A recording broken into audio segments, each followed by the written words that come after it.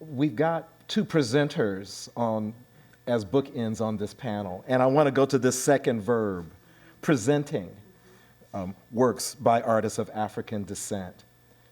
Any thoughts on how you might frame a response to this idea of, is it any different than presenting artists who are not of African descent?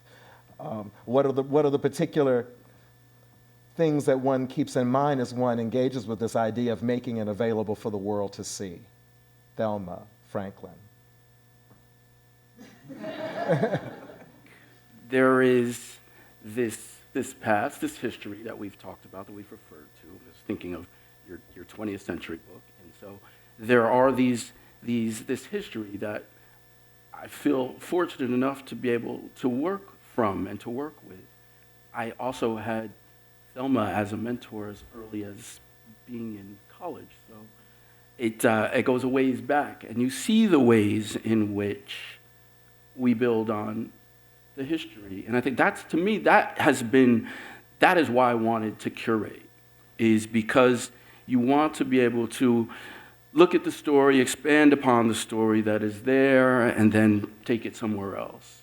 And if I think back to Lowry's exhibitions at the Met, or if I think very specifically to Thelma's exhibition, say, Black Male, which that was when we got out of school. So this is now turning into how old I am. I'm looking at Trevor, actually. I know all of you. I feel it. I feel what's happening here. But it was like, this is a new way. This is a new way of presenting the work. This is the place that you get to jump off. This is how you get to Okwe's exhibition, right? So you get to think about the presentation of the work in contexts that evolve. And it's been amazing going around the collections here, because in most places you do not get the sense that there is so much depth, that there is so much history. We're in the state that Bearden was from. We're in this place where Aaron Douglas has been everywhere that we've looked. And that doesn't happen in most places. So you have this foregrounding and this history from which to work from that automatically allows you to see things in a different way. And I think that has been, for me, the presentation of this art within a context has been about that. And it has always been about, I think one of the things that I learned so much, but in seeing is that nothing exists in a vacuum, and this idea of context. Like walking into the gallery now and looking at Dario Robleto on one side of the room, and then Dario Escobar next to him, and then Kerry over here. There's these juxtapositions that people like Trevor make that allow you to see things differently, and thus you cannot help but do something different.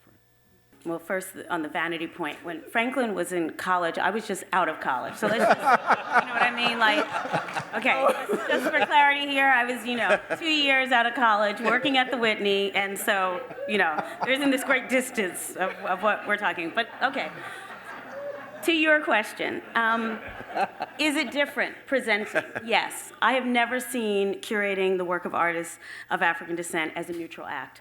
I have never seen it as not being an act in which every single decision is about writing the history, rewriting the history, rethinking, reimagining.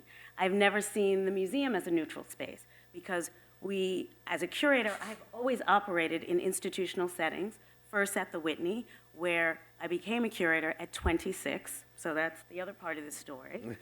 Thinking about what I wanted to be as a curator. So, I was not just a curator at the Whitney, I was a very young curator trying to imagine what it would be, given that I knew that coming into that institution, I was walking into a very particular history, and one that I knew I had to have a very important impact on through my presentation of artists of African descent, and then leaving the Whitney to go to the Studio Museum in Harlem, another institution with a very particular history, similarly. So I cannot think of this sort of void of curating as something that I'm doing that is simply an intellectual act. It is highly, highly, highly political as it relates to this thinking of what the entire narrative has to be about.